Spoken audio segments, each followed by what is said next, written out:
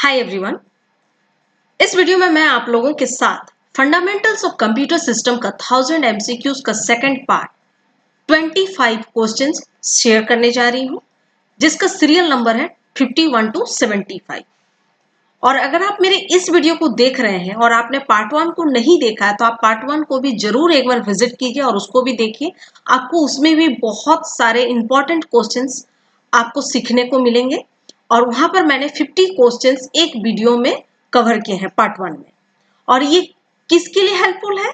उन सारे स्टूडेंट्स के लिए हेल्पफुल है जो भी आपका कॉम्पिटिटिव एग्जाम का प्रिपरेशन करें और जिसका सिलेबस में फंडामेंटल्स ऑफ कंप्यूटर सिस्टम या फिर बेसिक ऑफ कंप्यूटर सिस्टम है। और उन सभी टीचर्स के लिए भी बेनिफिट है जो भी टीजीटी, पीजीटी या फिर पीआरटी का एग्जाम दे रहे हैं।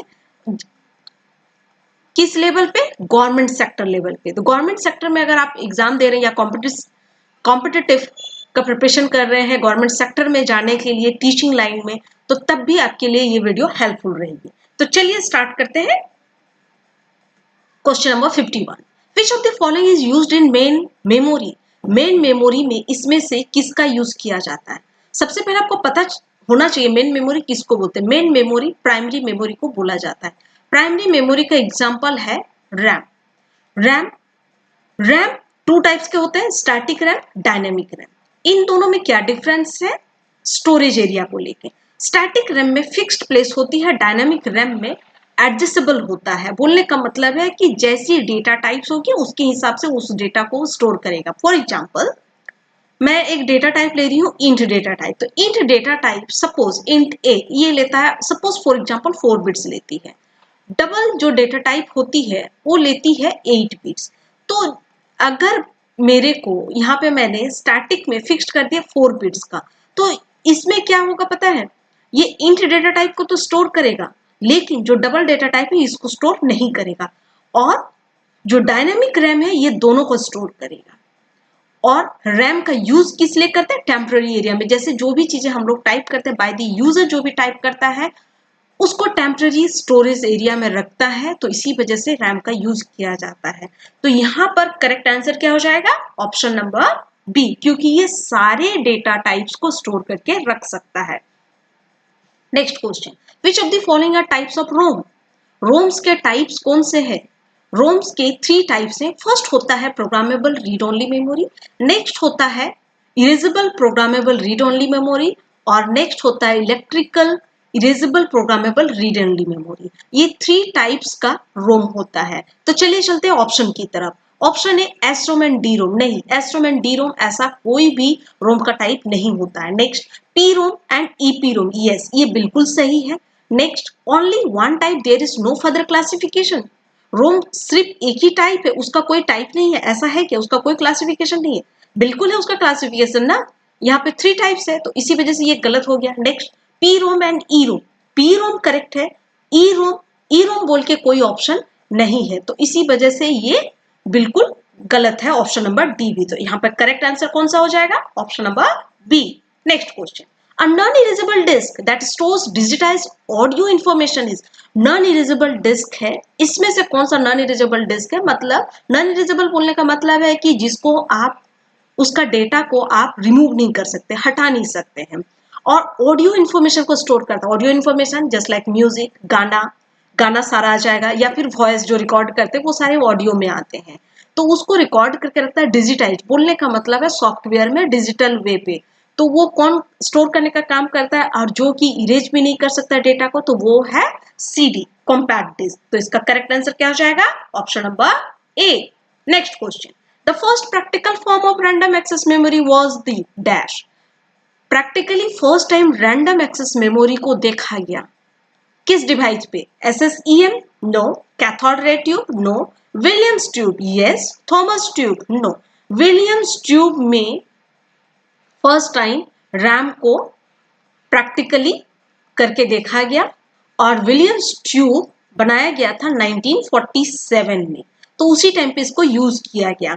तो कैसे यूज, तो रैम जो होता था ना, रैम को ये जो विलियम्स ट्यूब होती थी, विलियम्स ट्यूब में कुछ स्पॉट्स होते थे, इसको हम लोग बोलते हैं पिक्सल भी। तो इसी स्पॉट्स पे ये रेज को भेजा जाता था और उसके बाद में इस डॉट पे वो पड़ता था और ये इसी वे में इलेक्ट्रॉनिक डेटा को स्टोर करता है और फिर जहां जहां ये स्पॉट्स पड़ती थी उसी से वो कैथोड रे के ट्यूब में आउटपुट डिस्प्ले होती थी। तो इसीलिए इसका करेक्ट आंसर क्या हो जाएगा, option number C, Williams tube. Next question, the heart of the processor. जैसे ही आपने देखा हार्ट ऑफ द प्रोसेसर, आपको आगे पढ़ने की जरूरत नहीं। हार्ट ऑफ द प्रोसेसर किसको बोलते हैं, arithmetic and logic unit ALU को। और मैंने पार्ट 1 पे बताया है ब्रेन ऑफ द प्रोसेसर या फिर ब्रेन ऑफ द कंप्यूटर किसको बोलते हैं, मैंने ऑलरेडी बताया है। तो आप मेरे को इस वीडियो में कमेंट करके जरूर बताइएगा कि ब्रेन ऑफ द कंप्यूटर या ब्रेन ऑफ द प्रोसेसर किसको बोलते हैं। हार्ट ऑफ द प्रोसेसर मैंने बता दिया एएलयू या फिर अर्थमेटिक लॉजिक यूनिट को बोला जाता है। तो करेक्ट आंसर क्या हो जाएगा, option number A. Next question, which of the following is not a bitwise operator. Bitwise operator इसमें से कौन सा नहीं है।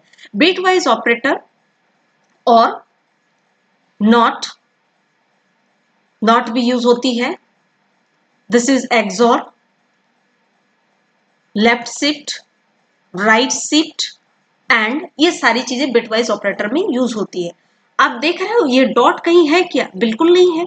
तो ये डॉट जो है मल्टीप्लिकेशन के लिए यूज होती है अर्थमेटिक में, लेकिन बिटवाइज ऑपरेटर में यूज नहीं होता है। तो यहाँ पे नॉट बोला है, तो करेक्ट आंसर क्या हो जाएगा, ऑप्शन नंबर सी। और ऐसे हम लोग ये एंड के लिए कौन सा सिंबल यूज करते हैं बिटवाइज ऑपरेटर में, ये सिंबल यूज करते हैं। Next question, the sign magnitude representation of -1 is. Sign magnitude representation में -1 को आप कैसे रिप्रेजेंट करोगे। साइन मैग्नीट्यूड जो होती है जिसमें फर्स्ट बिट को एज अ साइन बिट रखा जाता है और साइन बिट पॉजिटिव नंबर के लिए 0 डिनोट किया जाता है और नेगेटिव नंबर के लिए 1 डिनोट किया जाता है फर्स्ट बिट, और ये फर्स्ट बिट को स्टोर करता है। First bit for sign bit और अदर बिट्स फॉर नंबर्स। तो यहाँ पे 4 बिट्स करके दिया हुआ है, तो चलिए हम लोग 4 बिट्स करके ही लेते हैं। तो सबसे पहले +1 का रिप्रेजेंटेशन कीजिए। +1 के लिए क्या हो जाएगा, 0, क्योंकि साइन बिट ये प्लस है, पॉजिटिव वैल्यू तो 0। यहाँ पे 0 0 1 हो जाएगा, क्यों, क्योंकि 2 का पावर 0 1 होता है, 2 पावर 1 2 होती है, 2 पावर 2 4 होता है, 2 पावर 3 8 होती है। लेकिन ये हम लोग का साइन बिट है और ये तीनों बिट को हमको यूज करना है। तो 1 किस में आ रहा है, किसको किस नंबर को ऐड करेंगे 1 आ जाएगा, सिर्फ फर्स्ट बिट को। तो ये 1 हो गया, यहाँ पे 0 0 1 हो गया। तो अब यहाँ पे हमको -1 लाना है, तो -1 के लिए साइन बिट को क्या करना पड़ेगा, नेगेटिव नंबर के लिए 1, तो ये 1 और ये तीनों तो एज इट इज रहेगा क्योंकि 1 को रिप्रेजेंट करना है। तो करेक्ट आंसर क्या हो जाएगा, 1 0 0 1। कौन से ऑप्शन में है, ऑप्शन नंबर डी में। Next question, the LU gives the output of the operation and the output is stored in the। देखिए LU क्या कर रहा है, आउटपुट दे रहा है ऑपरेशंस को। मतलब आप सपोज अगर किए A = B + C, ये दोनों को ऐड किए, तो ऐड करने का भी काम कौन कर रहा है, ऑपरेशन। इस ऑपरेशन को करने का काम कौन कर रहा है, ALU। क्यों, क्योंकि हम लोगों ने एडिशन कर रहा है, तो एडिशन करने के लिए हम लोग ALU का यूज करते हैं।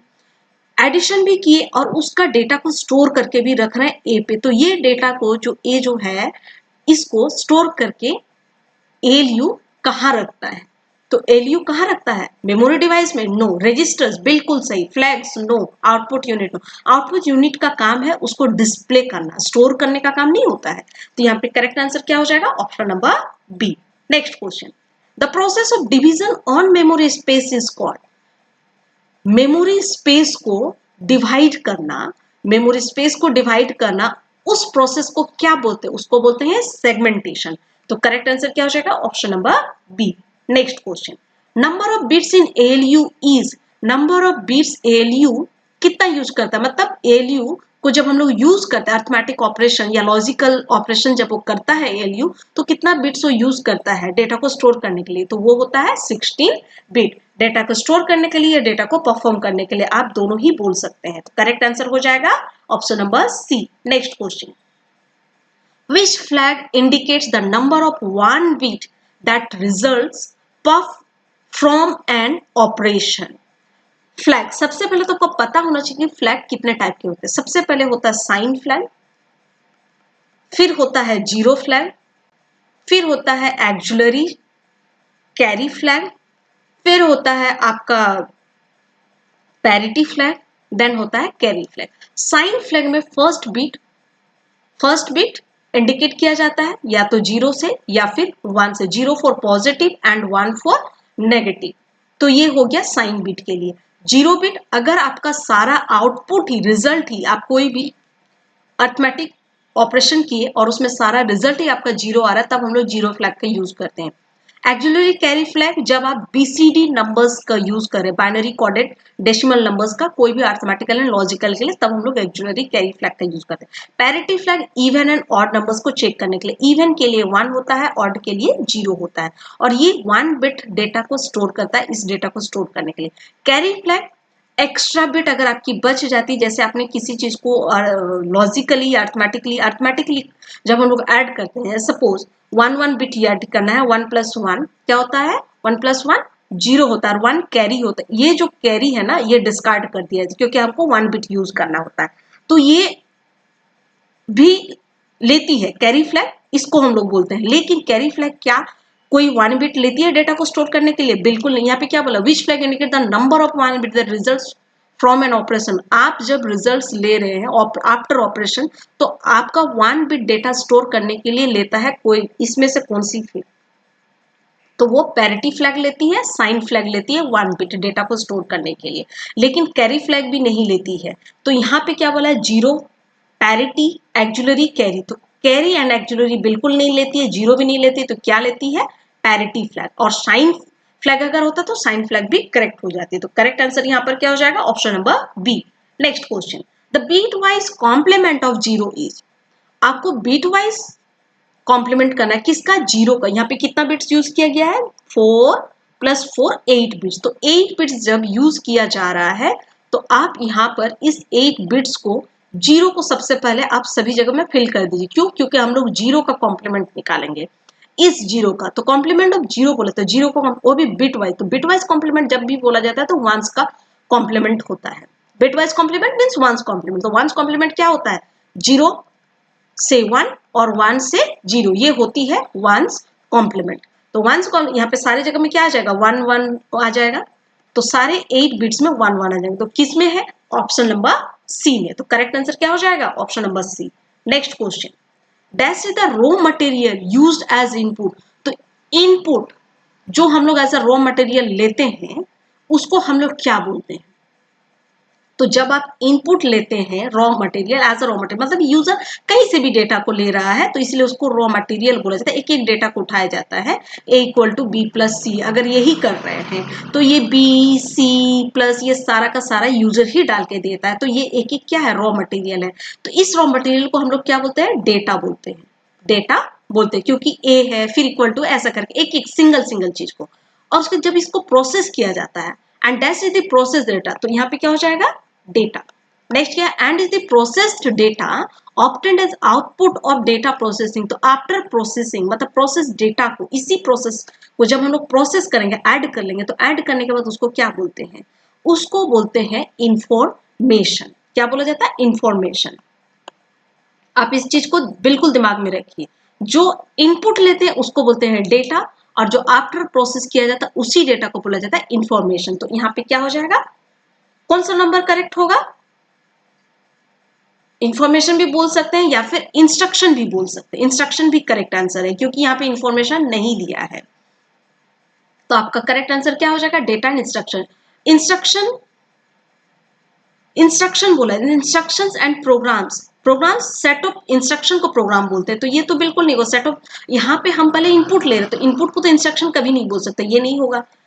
ऑप्शन सी डेटा सही है। प्रोग्राम सेट ऑफ इंस्ट्रक्शन, तो सेट पहले एक इंस्ट्रक्शन तो बने, एक इंस्ट्रक्शन की बात ही नहीं हो रही है, तो ये भी नहीं है। प्रोग्राम एंड कोड दोनों सेम ही चीज है, तो ये भी नहीं हो। तो करेक्ट आंसर क्या हो जाएगा, option number A. Next, the part of a processor which contains hardware necessary to perform all the operations required by a computer। वो प्रोसेसर का पार्ट है और हार्डवेयर को कंटेन्स रखता है अपने अंदर में, ताकि जब कभी भी जरूरत पड़े तो एज अ कंप्यूटर में उसकी रिक्वायर्ड ऑपरेशंस की रिक्वायर्ड के लिए यूज किया जाता है, कोई भी ऑपरेशंस के लिए।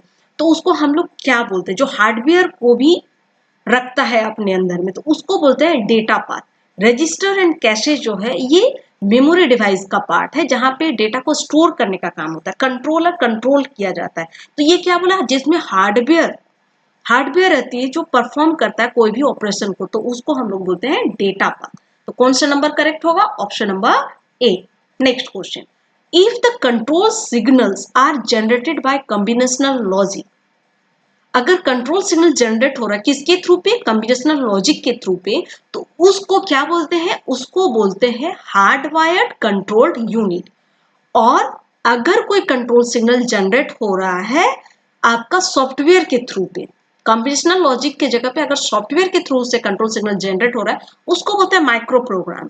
तो इस चीज को बिल्कुल ध्यान में रखिएगा, माइक्रो प्रोग्राम के थ्रू अगर कंट्रोल सिग्नल जनरेट हो रही है तो किसके थ्रू जनरेट होगी, सॉफ्टवेयर के थ्रू। यहाँ पर किसके थ्रू, हार्डवेयर के थ्रू, किसके थ्रू जनरेट होगी, कॉम्बिनेशनल लॉजिक के थ्रू। यहाँ कॉम्बिनेशनल लॉजिक बोला है, तो करेक्ट आंसर क्या हो जाएगा, option number D. Next question, which is the simplest method of implementing hardwired control unit? Simplest method है इंप्लीमेंटेशन के लिए, किसके लिए, हार्डवेयर कंट्रोल यूनिट के लिए। तो कौन सा सिंपलेस्ट मेथड है, स्टेट टेबल मेथड। तो correct answer is option number A. Next question, a set of micro instruction, ऐसे सेट ऑफ इंस्ट्रक्शन को हम लोग क्या बोलते हैं, प्रोग्राम बोलते हैं। यहाँ पे माइक्रो इंस्ट्रक्शन बोले तो माइक्रो प्रोग्राम होगा, सिंपल सी बात है। सेट ऑफ इंस्ट्रक्शन को जब हम लोग बोलते हैं आपका प्रोग्राम, सेट ऑफ इंस्ट्रक्शन को प्रोग्राम बोला जाता है। तो सेट ऑफ माइक्रो इंस्ट्रक्शन जब आ जाएगा तो ये क्या हो जाएगा, माइक्रो प्रोग्राम। तो करेक्ट आंसर क्या हो जाएगा, option number C. Next question, a decoder is required in case of a virtual microinstruction. Decoder का यूज किया जाता है, उसकी जरूरत होती है कहां पर, वर्चुअल माइक्रो इंस्ट्रक्शन पे। So correct answer is option number A. Next, which of the following is not a type of number system. Number system का टाइप नहीं है इसमें से कौन सा, नॉट बोला है। तो सबसे पहले आपको पता होना चाहिए नंबर सिस्टम का टाइप कौन कौन सा होता है। नंबर सिस्टम दो टाइप के होते हैं, पोजिशनल, नॉन पोजिशनल। पोजिशनल का एग्जांपल है सारे number system, for example octal number system, binary, octal, decimal, hexadecimal number system, ये सारा का सारा नंबर सिस्टम पोजिशनल में जाएगा। और नॉन पोजिशनल में सिंबल्स को यूज किया जाता है, इसको बोलते हैं नॉन पोजिशनल। तो यहाँ पे कौन सा ऑप्शन पोजिशनल सही है, नॉन पोजिशनल भी सही, ऑक्टल बिल्कुल सही है, ऑक्टल पोजिशनल का एग्जांपल है। फ्रैक्शनल ये गलत है। कोई भी नंबर सिस्टम का पार्ट होता है fractional, integer and fractional part होती है, इसको बोलते हैं इंटीजर प्लस फ्रैक्शनल पे एक नंबर को रखा जाता है। तो ये नंबर का पार्ट है, नंबर सिस्टम का पार्ट नहीं है, नंबर सिस्टम का टाइप नहीं है। तो इस चीज को समझना होगा आपको। अगर मान ली की बात है 3.123 मैंने लिखा, तो ये क्या है, फ्रैक्शनल पार्ट है, ये क्या है, इंटीजर पार्ट है। तो ये दोनों ही नंबर क्या है आपका, 3 मतलब 1 2 3 के बीच में मैंने नंबर यूज किया है, तो ये बाइनरी में तो नहीं आएगा, किस में आएगा, ऑक्टल में आएगा, डेसिमल में आएगा, हेक्साडेसिमल। ये तीनों ही पार्ट में आ सकता है अगर मैंने बेस नहीं लिया है। तो यहाँ पे करेक्ट आंसर क्या हो जाएगा, option number D. Next question, how is the number 5 represent in non positional number system. 5 को आप कैसे रिप्रेजेंट करोगे नॉन पोजिशनल नंबर से, नॉन पोजिशनल मतलब सिंबल के थ्रू। तो 5, ये भी, ये भी, ये सारा का सारा तो नंबर्स को ही जनरेट कर रहा है, तो ये तो पोजिशनल नंबर सिस्टम है। तो कौन सा करेक्ट होगा, ऑप्शन नंबर ए, क्योंकि ये सिंबल्स को जनरेट कर रहा है। Next question, the LSB and MSB of 1 2 4 3 2 4 7 are. तो सबसे पहले आपको एलएसबी पूछा और एमएसबी पूछा है। तो एलएसबी किसको बोलते हैं, लास्ट बीट को एलएसबी बोलते हैं और फर्स्ट बीट को एमएसबी बोलते हैं। लेकिन यहाँ पे क्या बोला, सबसे पहले एलएसबी पूछा, तो एलएसबी में क्या आएगा, 7 आएगा, और एमएसबी में क्या आएगा, 1 आएगा। तो करेक्ट ऑर्डर क्या है, 7 एंड 1। तो किस में है, ऑप्शन नंबर सी में। और देखिए ऑप्शन नंबर ए में 1 एंड 7 है, 1 एंड 7 तो करेक्ट है, लेकिन ऑर्डर रॉन्ग है, तो इसी वजह से ऑप्शन नंबर ए रॉन्ग हो गया। तो करेक्ट आंसर क्या हो जाएगा, option number C. Next question, which device is using for positional notation to represent a decimal number. हम लोग डेसिमल नंबर को रिप्रेजेंट करते हैं किस में, इसमें से कौन से डिवाइस में, as a positional notation. Positional notation का ही तो एग्जांपल है डेसिमल नंबर सिस्टम। तो पोजिशनल नंबर सिस्टम के लिए, वो भी डेसिमल नंबर सिस्टम के लिए हम लोग अबकस यूज करते हैं। क्यों, अबकस में 0 to 9 नंबर्स होते थे, जिसमें से ये काउंटिंग के लिए यूज किया जाता है बहुत ही अर्लियर से, बहुत ही मतलब सालों पहले से ये यूज किया जा रहा है। तो यहाँ पर करेक्ट आंसर क्या हो जाएगा, ऑप्शन नंबर ए।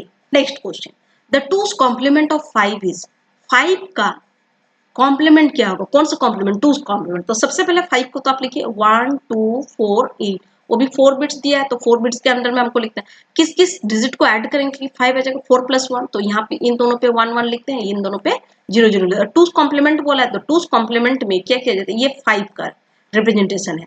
टूज कॉम्प्लीमेंट क्या किया जाता है, जो फ्रॉम द एलएसबी, आप एलएसबी से चेक कीजिए, जैसे आपको फर्स्ट बीट 1 मिले उसको आप एज इट इज लिखिए, बाकी को 1 कॉम्प्लीमेंट कीजिए, तो 0 का 1, 1 का 0, 0 का 1, तो 1 0 1 0 1 1 1 0 1 1 कहाँ है, ऑप्शन नंबर ए में। तो करेक्ट आंसर क्या हो जाएगा, option number A. Next question, 1 zettabyte equal to 1 zettabyte equal to 1024 exabyte होता है। कैसे, सबसे पहले आती है बीट, फिर निबल, देन बाइट, बाइट के बाद आता है किलोबाइट, फिर मेगाबाइट, फिर gigabyte, terabyte, petabyte, exabyte and then zettabyte, फिर yottabyte, brontobyte and then geobyte, ये सारी होती है। तो हमको क्या पूछा है, जीटाबाइट, तो जीटाबाइट यहाँ है तो 1 जीटाबाइट इक्वल टू क्या होता है 1024 एक्साबाइट, ईबी। तो करेक्ट आंसर क्या हो जाएगा, option number B. Next question, perform BCD addition 2 + 3 equal to क्या होता है। जब कभी भी आप बीसीडी कोड का यूज करते हैं तो बीसीडी कोड एवरी डिजिट के लिए क्या करता है, 4 बिट्स लेता है। तो 2 का रिप्रेजेंटेशन हम लोग लिखते हैं, सबसे पहले यहाँ पे 2 का नोटेशन लिखते हैं, तो 2 के लिए क्या हो जाएगा 0 0 1 0, 3 के लिए 2 + 1 3 होता है, इन दोनों बिट्स पे 1 आ जाएगा और यहाँ पे 0 होगा। ऐड करना है, एडिशन बोला ऐड कीजिए।